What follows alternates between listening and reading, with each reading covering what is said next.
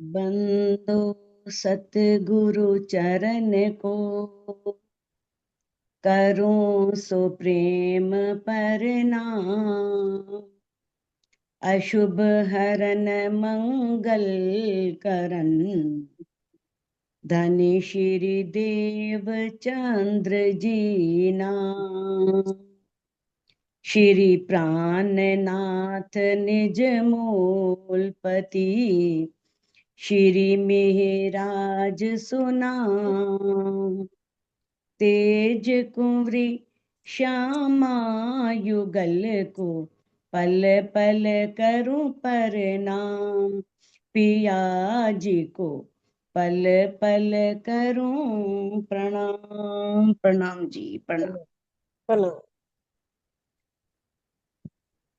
ओज जोए की साहिदी। प्रणाम सुंदर साथ जी। सुंदर साथ जी, जैसा कि हम श्री श्रृंगार ग्रंथ का 29वां प्रकरण कर रहे हैं और उसकी हमारी 112 नंबर चौपाई तक हो चुका है, और आज हम 113 नंबर चौपाई से प्रारंभ करने जा रहे हैं। दो हादियों दई साइदी, मिलाए दिए निशान। दो हादियों, दोनों हादी कौन? मोहम्मद साहब और सदगुरु धनीश्वर देवचंद जी। कहते हैं किस प्रकार से दोनों हादियों ने सभी साक्ष्यां दी। मोहम्मद साहब ने दी पहले तो कुरान में सारी, फिर धनीश्वर देवचंद जी ने। अब धनीश्वर देवचंद जी ने कोई किताब तो नहीं लिखी, कोई वाणी नहीं उतरी उनके तन से, लेकिन उन्होंने चर्चा के माध्यम से परम धाम की पहचान सबको करवाई, पूर्ण ब्रह्म परमात्मा अक्षरातीत की पहचान सबको करवाई। उन्होंने जिस तरह से दीवार पर हाथ रखा तो यमुना जी प्रकट हो गई, जल निकल आया। यानी कि इस तरह से उनके तन से बहुत से साक्षियां आई, बहुत से प्रमाण उन्होंने दिए और मिलाए दिए निशान। और इस प्रकार से बहुत से निशान, बहुत सी पहचान इन दोनों हादियों के द्वारा दी गई। तो भी लज्जत न पाई रूहों ने, हाय हाय जो एती भई पहचान। कहते हैं फिर भी जो ब्रह्म सृष्टियां हैं उन्होंने परम धाम का आनंद नहीं लिया, लज्जत नहीं ली। लज्जत का अर्थ है आनंद का अनुभव करना। तो किस प्रकार से कहते हैं, रूहों को कह रहे हैं कि इतनी साक्ष्यां लेकर के भाई धनी 11वीं सदी में आ गए, आएंगे, आ गए, और किस तरह से धनीश्री देवचंद जी के तन से भी उन्होंने रूहों को बहुत कुछ बताया, समझाया, सारी निशानियां दी, लेकिन फिर भी उन्हें परम धाम की लज्जत नहीं आई, आनंद नहीं आया। कहते हाय हाय जो एती भई पहचान। इतनी पहचान होने के बाद भी कितने दुख का विषय है कि रूहें परम धाम के आनंद में डूबी नहीं। ओज जोए की साइदी और जिमी बाग जानवर। अब जो ये दोनों स्वरूप हैं, मोहम्मद साहब और धनीश्वर देवचंद जी, क्योंकि मोहम्मद साहब को तो देखो धनी ने किस प्रकार से उन्होंने धनी के साक्षात दर्शन किए, प्रत्यक्ष उनको देखा, और धनीश्वर देवचंद जी ने किस प्रकार आत्मिक दृष्टि से सारा परम धाम देखा और किस प्रकार से उसका सारा वर्णन किया। कहते होज जोए। अब जो कुरान है, कुरान में होज कौसर और यमुना जी की साक्षी दी हुई है। मोहम्मद साहब के द्वारा परमधाम के संबंध में बहुत सी गवाहियां दी हैं कुरानों में, हदीसों में।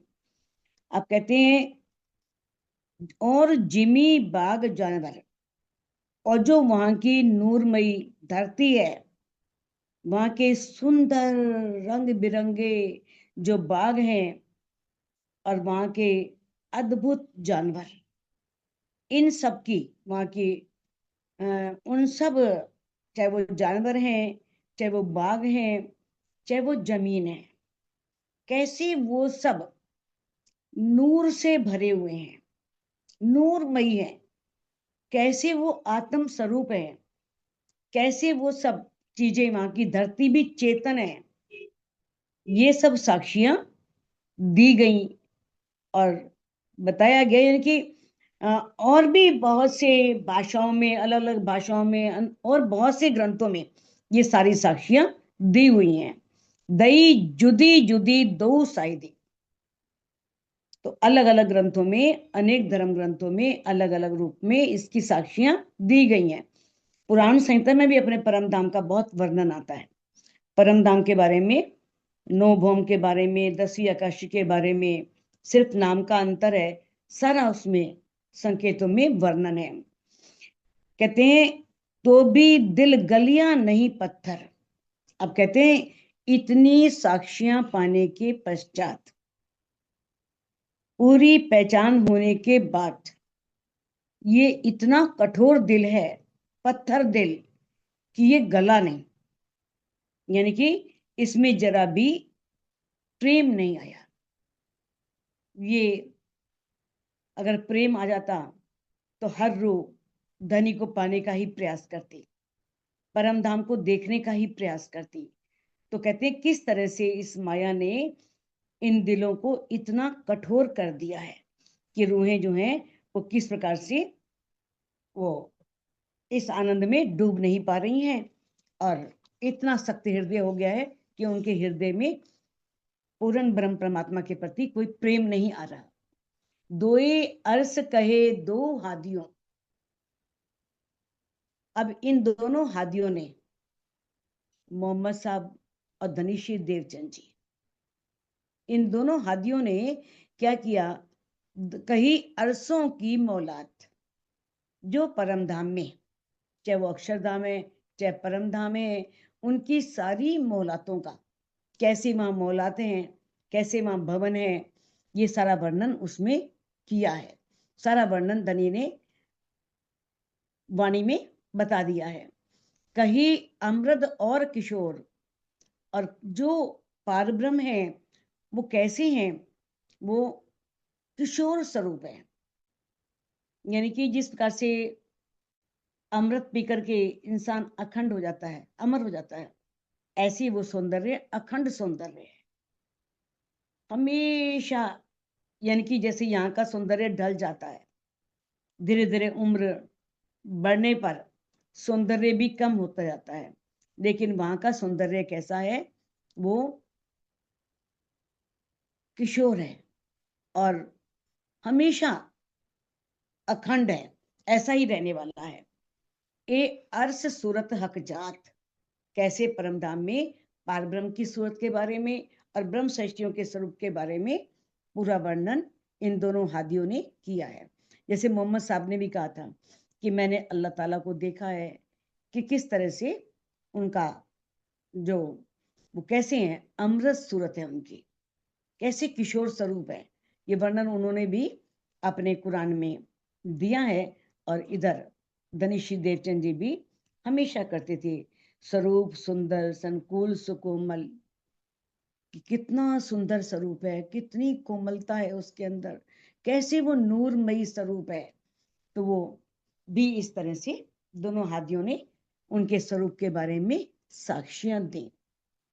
बेजा बेशक दारू हयाती, दारू कहते हैं दवाई, हयाती मैंने हमेशा अखंड कर देने वाली, यानी कि हमें इस संसार के आवागमन के चक्र से छुड़ाने वाली, ऐसी धामधनी अक्षरातीत ने जो हमें बिल्कुल बेशक करने वाली है, यानी कि हमारे सभी संदेहों को खत्म करने वाली है। कहते हैं तुम पे मेरे हाथ हबीब।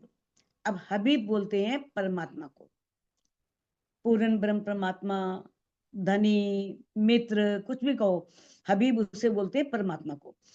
तुम पे मेरे हाथ हबीब, मेरे हाथ में राज धामधनी ने तुम्हारे लिए ये तारतम ज्ञान रूपी औषधि भेजी है। कहते हैं ना, कहते हैं सब प्रकार का ए औषध प्रकाशे खसम, कि धनी ने हर प्रकार की दवाई इसमें है। कोई माया का कष्ट है तो उसकी दवाई भी है, कोई मानसिक कष्ट है तो उसकी दवाई भी है, कोई आत्मा की तकलीफ है तो उसकी दवाई भी है। तो हर तरह की दवाई इस तारतम वाणी में है। तो कहते हैं ऐसा धनी जो है तारतम ज्ञान रूपी औषधि लेकर के आए हैं कि ये 14 तबक मुर्दे जीवते। ये 14 लोक के ब्रह्मांड जो मुर्दे थे, मुर्दे का अर्थ यहां पर ऐसे है कि ज्ञान से रहित थे। अगर मान लो ज्ञान नहीं है तो भी समझो मरे हुए के समान है। तो जिनके अंदर बिल्कुल ज्ञान नहीं था, जो अज्ञानता में थे, तो ऐसे मुर्दों को भी क्या किया उन्होंने, जीवित कर दिया। यानी कि उनके अंदर ज्ञान का प्रकाश कर दिया, ज्ञान के द्वारा उन्हें खड़ा कर दिया। तुमको ऐसे किए तबीब, तबीब कहते हैं वैद्य को, और तुम्हें क्या बना दिया, वैद्य बना दिया। यानी कि जिसके पास ये तारतम वाणी रूपी कुंजी आ जाती है तो वो दूसरों को भी ठीक कर सकता है, दूसरों का भी इलाज कर सकता है। कहते ना तारतम रसवाणी का पिलाइए ताको, जहर चढ़िया होई जिमी का सुख होवे वाको। ऐसा ये तारतम वाणी का असर है कि किस प्रकार से इस तारतम वाणी का जल पीने से व्यक्ति को मोक्ष प्राप्त होता है, उसे सुख मिलता है, उसे आनंद मिलता है।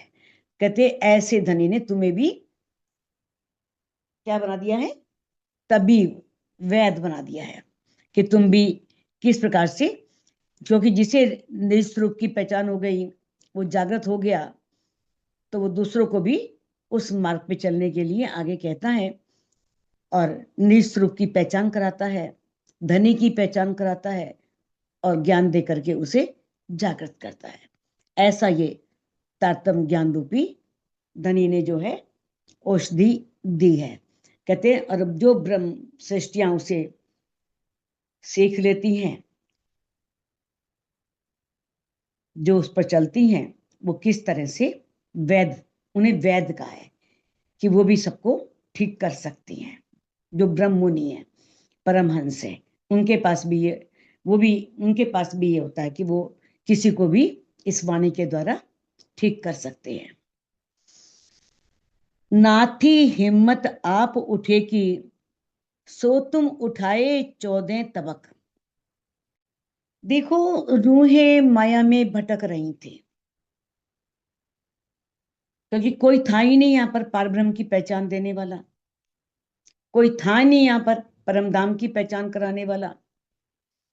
तो उनके अंदर अपने आप को जगाने का कहाँ हिम्मत थी, कहाँ साहस था। अपने आप को जगाने का कोई साहस नहीं था उनके अंदर, हिम्मत नहीं थी। अपने आप कौन जागृत हो सकता है जब तक कोई उसे जगाए ना। तुम उठाए 14 तबक, लेकिन तुमने तो इस माया के ब्रह्मांड में रहकर भी कितना बड़ा काम किया कि तुम्हें उठाए 14 तबक, कि तुमने 14 लोक के इस ब्रह्मांड को तुम जागृत करने वाले हो, उनके अंदर भी ज्ञान का प्रकाश करने वाले हो। खुद उठने की हिम्मत नहीं थी और सबको उठाने वाले हो। ये कितना बड़ा आश्चर्य है। धनी कह रहे हैं कि क्योंकि वो किसने दिया, इस वाणी के द्वारा दिया। क्योंकि जो ये पृथ्वी पर रहने वाले व्यक्ति हैं, उन्हें तो स्वर्ग, और जो बैकुंठवासी हैं उनको बैकुंठवासियों को भी बैकुंठ के बारे में सब बता करके अगर हम करें जागृत, तो संभव नहीं है, इस संसार में तो संभव नहीं हो सकता बिल्कुल भी। क्योंकि जो विष्णु को मानता है वो नहीं मानेगा, जो माता को मानता है, वो जिसकी पक्की आस्था है, वो कैसे मानेगा, मानेगा ही नहीं। आप कहते हैं कि जब ब्रह्म सृष्टियां जाग जाएंगी तब असराफिल जागृत बुद्धि किसको देगा, विष्णु भगवान को। वो जो जागृत बुद्धि है वो विष्णु को जागृत करेगी, और इस कारण से ब्रह्म सृष्टियों के कारण ही जागृत बुद्धि को भी ये सौभाग्य प्राप्त हुआ कि वो विष्णु को भी जागृत करेगी। तो कहते हैं ऐसा किया बैठ ना सूत में, तुमने इस माया के ब्रह्मांड में बैठकर भी इतना बड़ा चमत्कार, इतना बड़ा आश्चर्य कर दिया, तुम्हें इनमें रह ही ना सक, अब तुम्हें इसमें कोई संदेह नहीं होना चाहिए। तो अब किस प्रकार से धनी कह रहे हैं कि जैसे कलश हिंदुस्तानी में भी धनी ने चौपाई आती है, हम बुद्ध नूर प्रकाश के झांसी हमारे घर, बैकुंठ विष्णु जगावसी बुद्धेसी सारी खबर। जब ये सब रूहें परमधाम चली जाएंगी और उनके जो जीव हैं वो पहली बहिश्त में अखंड हो जाएंगे, वो तो जासी हैं हमारे घर, सब अपने घर चली जाएंगी। लेकिन उस समय जो है वो जो बैकुंठ में विष्णु हैं, जागृत बुद्धि जाकर के उन्हें खबर देगी, उनको जगाएगी, और किस प्रकार से फिर सबको ये तारतम्य ज्ञान मिल जाएगा। और जैसे ही उसे खबर मिलेगी तो विष्णु तुरंत जाग जाएगा। तब आवसी नींद इन नैनो प्रलय होसी पंपाल, तब उसे नींद आएगी और एकदम सब जगह महाप्रलय हो जाएगी, सब जीव योग माया के ब्रह्मांड में पहुंच जाएंगे। ऐसे बेशक होए के तुम्हें अजून अर्स लज्जत, अब धनी कहते हैं कि ऐसा बेशकी ज्ञान तुम्हें दिया है, तो ऐसे बेशक ज्ञान को प्राप्त करके तुम्हें अजून अर्स लज्जत, तुम्हें अभी भी परमधाम के जो लज्जत नहीं आ रही है, परमधाम का रस नहीं मिल रहा, परमधाम का आनंद प्राप्त क्यों नहीं हो रहा।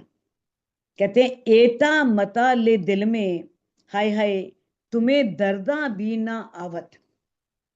अब धनी कहते हैं कि इतना तुम्हें धनी ने इतनी निधियां दी, इतनी संपत्ति दी, परमधाम की पूरी पहचान दी, तो वो सब लेने के बाद भी तुम्हारे अंदर दर्द नहीं आ रहा क्या। अखंड नियामते छोड़ करके हम इन झूठे सुखों में लगे हुए हैं, इन झूठे सुखों को प्राप्त करने के लिए प्रयास कर रहे हैं।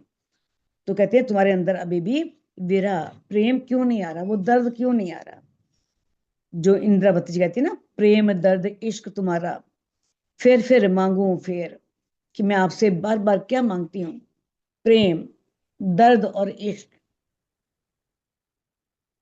तो धनी वही बात हमें कह रहे हैं कि तुम्हारे अंदर अभी तक वो प्रेम क्यों नहीं आ रहा, वो दर्द क्यों नहीं आ रहा, परम धाम वाला इश्क क्यों नहीं आ रहा। इतना जानने के पश्चात, ऐसा बेशकी ज्ञान प्राप्त करने के पश्चात, हाय हाय ए देखा बल जुलमत का। अब धनी कहते हैं कि बड़े दुख की बात है, इतनी शक्ति है इस मोह सागर में, इस तरह से सबको ये वश में करने वाला है। ऐसी ये सृष्टि है, मोह की सृष्टि, इतना मोह है इसके अंदर, किस तरह से ये उसका बल, दिल ऐसा किया सख्त कि उन्होंने रूहों के दिल को भी इतना सख्त बना दिया, इतना कठोर बना दिया। ना तो एक साख मिलावते अर्स अरवा तभी उड़त, नहीं तो एक साक्षी मिलते ही, एक गवाही मिलते ही जो परम धाम की रूह है वो उसी समय इस संसार को छोड़ देती। इस संसार के यानी कि जो सुख हैं, संसाधन है, ऐश्वर्य हैं, उन सबको छोड़ देती। तो इसमें बताया है कि अगर एक भी गवाही मिल जाए तो इंसान सोचता है कि क्या करना है, इस संसार में क्या रखा है। तो इसका मतलब तन छोड़ना नहीं है, तो आप पहले भी जानते हैं, आपको पता है, यानी कि इस संसार की इच्छाओं का त्याग करना, माया की चाहनाओं का त्याग करना। अब देखो कितनी अच्छी चौपाई आ रही है, धनी किस प्रकार से व्यंग कर रहे हैं रूहों के ऊपर। शाबाश तुम्हारी अरवाहों को, शाबाश हेड़े सखत, कि है रूहों तुम्हें शाबाशी है कि तुम मुझे भूल गई। बड़े दावे भरती थी कि एक बार नहीं 100 बार आजमा लो, हम आपको भूलने वाले नहीं, लेकिन तुम भूल गई, और इस भूल जाने के लिए तुम्हें मैं बार बार शाबाशी दे रहा हूं। शाबाश हेड़े सखत, और तुम्हारे जो ये दिल इतने कठोर हो गए हैं, इसके लिए भी शाबाशी है कि तुम्हारे इस हृदय में मेरे प्रति प्रेम नहीं आ रहा, जरा भी प्रेम नहीं आ रहा। शाबाश तुम्हारी बेशकी, मैंने बेशक ज्ञान दिया, और इस बेशक ज्ञान को प्राप्त करके भी यदि तुम्हारे अंदर शक आ रहा है तो मैं तो तुम्हें धन्य कहूंगा। तुम धन्य धन्य हो, शाबाश, बहुत बढ़िया कि तुम्हारे अंदर मेरे प्रति कोई समर्पण नहीं आ रहा, तुम मेरे अपने आप को समर्पित नहीं कर पा रही हो। शाबाश तुम्हारी निस्बत, और जो तुम्हारी मेरे से निस्बत है, अनादिकाल से संबंध है, इस सृष्टि में आने से पहले ही जो हमारा मूल संबंध है, उस मूल संबंध को भी शाबाशी है। तो ये सारे व्यंग भरे वचन हैं, इसमें व्यंगात्मकता है। धनी व्यंग कर रहे हैं कि किस तरह से इतने दावे भरने वाली रूहें आज किस तरह से इस संसार में, इस संसार के आकर्षण में, इस संसार को पाकर के मुझे भूली हुई हैं, उन्हें मेरी याद भी नहीं आ रही, उनके दिल में मेरे प्रति कोई दर्द भी नहीं आ रहा।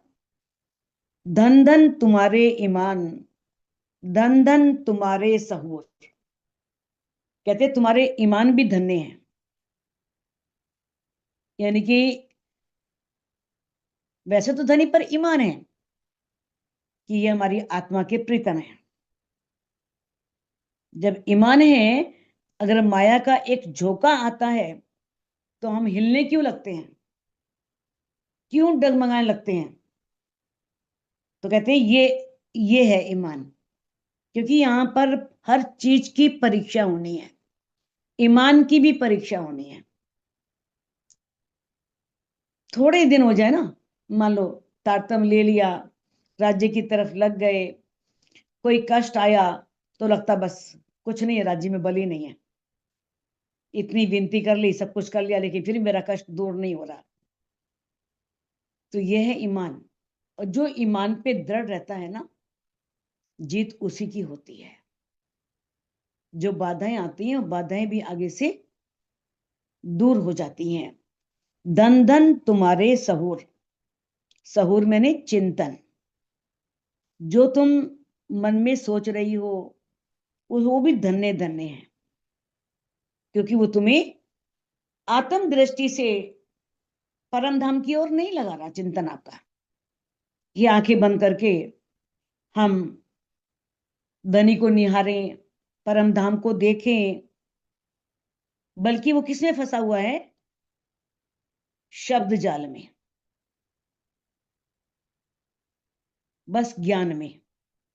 धन धन तुम्हारी अकलें, और तुम्हारी अकल भी धन्य है, तुम्हारी बुद्धि को भी शाबाशी है।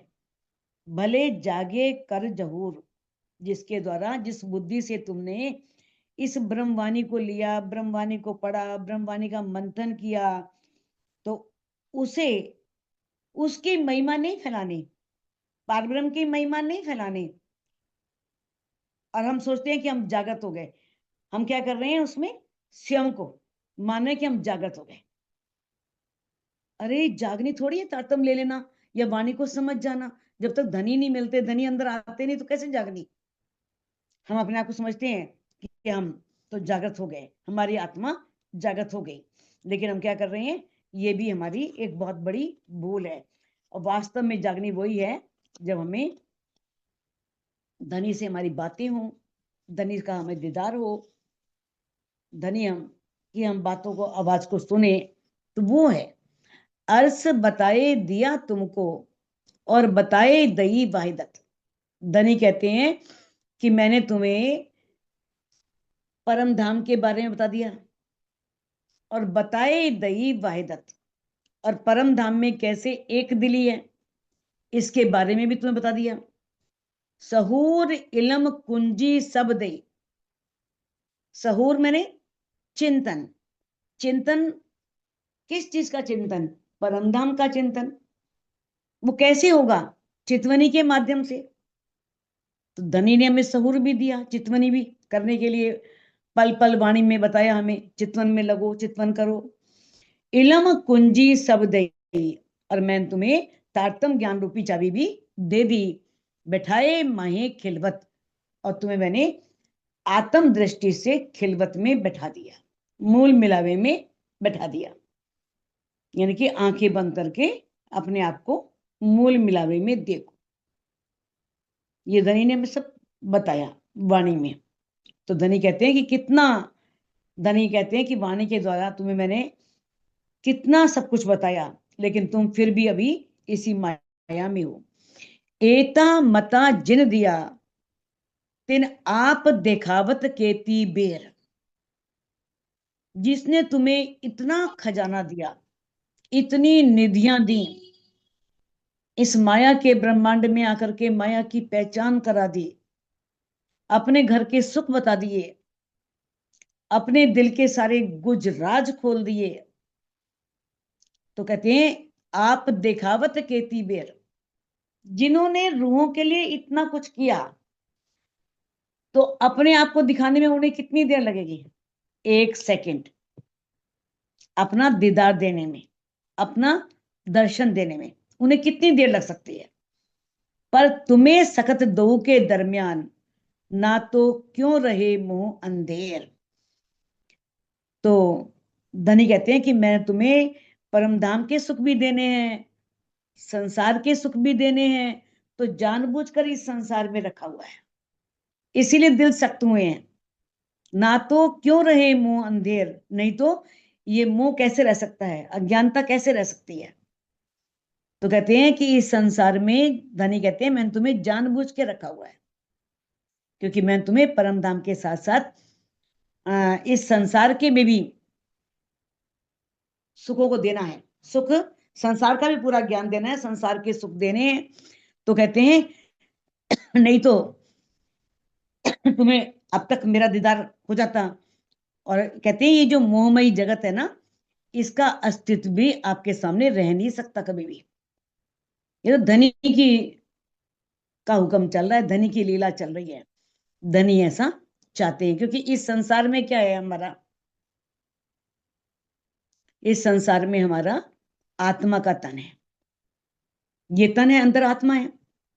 और परम धाम में हमारी परात्म का तन है, जो धनी के चरणों में बैठा है। तो धाम धनी के हुक्म से ही आत्मा इस संसार से बंधी हुई है, इस माया के संसार से। नहीं तो अपने प्राण वल्लभ का दर्शन पाने के पश्चात कोई भी आत्मा इस संसार में रहना नहीं चाहेगी। वो चाहेगी कि इस संसार में किस लिए रहे, धनी दर्शन दे दे, फिर कौन रहना चाहेगा? इतने नूरी स्वरूप को देख करके कौन है जो चाहेगा कि इस संसार में रहे? तो धनी कहते हैं कि ये धनी की कारीगरी है, ये लीला है, धनी ने ऐसा सोच रखा है। तो धनी आगे कहते हैं बढ़ाई तुम्हारी बका मिने, निपट दई निहायत। निहायत माने निश्चित रूप से। तुम्हारी जो बढ़ाई, तुम्हारी बका मिने, जो सत्स्वरूप है, सत्स्वरूप में जो पहली बहिश्त बनेगी, उस पहली बहिश्त में तुम्हें मैंने बहुत बड़ी महिमा दी है। निपट, कोई शक नहीं इसमें, क्योंकि सब तुम्हें क्या मानेंगे? पार ब्रह्म मानेंगे, मीरा जी को, और धनिश्री देवचंद जी को श्यामा जी मानेंगे, और बाकी सारी ब्रह्मात्माओं को, सारे जीवों को, सॉरी, जीवों को क्या मानेंगे? ब्रह्मात्मा मानेंगे। तो उन जीवों को कितनी बड़ी शोभा दे दी धनी ने, क्योंकि देखो, जो आत्म का, जो आत्म थी, सुरता थी, वो तो खेल महाप्रलय के पश्चात चलेगी परम धाम में, वापिस परात्म जागृत हो जाएगी। लेकिन जीवों को भी इतनी बड़ी शोभा दी कि किस प्रकार से उनको सब उनकी पूजा करेंगे, क्योंकि वेदों में कहा है ना, ब्रह्म सृष्टि कही वेद ने, ब्रह्म जैसी तदोगत, कि ब्रह्म सृष्टि ब्रह्म के समान होगी। तो ब्रह्म सृष्टि और अक्षरातीत में कोई भेद नहीं है। तो इसका कहने का भाव ये है। और उन्हें सब उनकी पूजा करेंगे, जैसा आता भी है ना, कथा प्रसंगेन तान सर्वान पूजिशन्ति। कि कथा के प्रसंग से सब उनकी पूजा करेंगे। तस्य पूजा प्रभावेन जीव सृष्टि समुद्रा, और उनकी पूजा करने के प्रभाव से जीव सृष्टि का उद्धार होगा। तो ये बातें धनी ने ग्रंथों में लिखवा दी हैं। अब पारब्रह्म तो एक है, लेकिन ब्रह्मात्माओं के तन कितने हैं? असंख्य। चलो यहां पर इस माया के ब्रह्मांड में सीमित किए हैं, तो वहां भी सीमित ही होंगे, 12,000 ही होंगे। तो बताया है कि जब सभी आत्माओं को सब दामदनी स्वयं उनसे क्या कह रहे हैं कि सस्वरूप में जिन तनों को सब ब्रह्म सृष्टि मान करके पूजा करेंगे, यानी कि तुम्हारे जो परात्म के प्रतिबिंब हैं उनको भी धनी ने इतनी बड़ी महिमा, इतनी बड़ी शोभा दे दी, ऐसी और ना कहूं सिफत। तुम्हें खुदा कर पूजते, तुम्हें खुदा बना करके पूजेंगे, और इससे बड़ी प्रशंसा क्या है, इससे बड़ी बड़ाई क्या है? धनी ने इतनी बड़ी महिमा दी है इन जीवों को, जिस जीवों पर ब्रह्म सृष्टियां बैठी हैं। ऐसी हुई न होसी कबू जो तुमको दई साहिबी। कहते ऐसा ना कभी हुआ है, ना कभी ऐसा होगा, जो धनी ने तुम्हें इतनी बड़ी शोभा दी है पहली बहिश्त में अखंड करने की, सस्वरूप की पहली बहिश्त में इतनी बड़ी साहिबी, इतनी बड़ी शोभा धनी ने तुम्हें दी है। ए सुध अजू तुम्हें ना पड़ी, तुम्हें अभी तक इस बात की कोई सुध नहीं है। सुध आगू तुम्हें होएगी, तुम्हें अभी तक इसकी पहचान नहीं हुई है, तो इसके बाद जब तुम परात्म में पहुंचोगे तो पहुंचने के पश्चात ये सुध हो जाएगी। बताया है कि आत्माएं जब अपने परात्म में चली जाएंगी और उनके जो जीव हैं वो परात्म का जो प्रतिबिंब लेकर के सस्वरूप की पहली बहिश्त में अखंड होंगे, उन्हें शोभा मिलेगी, तो ब्रह्म सृष्टियों को धनी द्वारा दी गई शोभा का एहसास होगा कि मां बैठ के देखेंगे कि ओहो हमारे जीवों को इतनी बड़ी शोभा मिल रही है, सब उन्हें खुदा मान के पूज रहे हैं, सब उनकी बंदगी कर रहे हैं, उन्हें पार ब्रह्म की ब्रह्म सृष्टियां मान रहे हैं। तो ये तुम्हें सुध कब पड़ेगी? जब तुम परात्म में जागृत हो जाओगी। तुम खेल में आए वास्ते करी कायम जिमी आसमान। अब धनी कह रहे हैं कि मेरी ब्रह्म सृष्टियां तुम खेल में इस माया के ब्रह्मांड में आई, और तुम्हारे इस आने कारण ही मैंने यहां सारे ब्रह्मांड को, जमीन से आकाश तक सबको अखंड कर दिया। तिन सबके खुदा तुमको किए, और उन सबका खुदा तुम्हें बना दिया। परम धाम में जो मेरी शोभा है वो शोभा मैंने तुम्हें दे दी। करी बीच सरभर लाउत सुभान। लाहुत मैंने परम धाम में जो सुभान है, सुभान कौन? हमारे धामधनी जो पार ब्रह्म अक्षरातीत हैं, तो कहते हैं कि उसके समान शोभा मैंने तुम्हें, बिल्कुल वैसी शोभा ही तुम्हें दी, सब मेरे समान ही मान करके तुम्हारी पूजा करेंगे। तो सुंदर साथ जी इस चौपाई को अनम्यूट करके दोहरा सकते हैं। तुम खेल में आए वास्ते, तुम खेल में आए आए वास्ते करी कायम जिमी आसमान। करे कायम जिमी आसमान। तिन सबके खुदा तुमको किए, इन सबके खुदा तुमको किए। बिच सरभर लाहुत सुभान, बिच सरभर सरभर लाहुत लाहुत सुभान। बोलो बोलो श्री श्री प्राण प्राणनाथ प्यारे हरे की जय।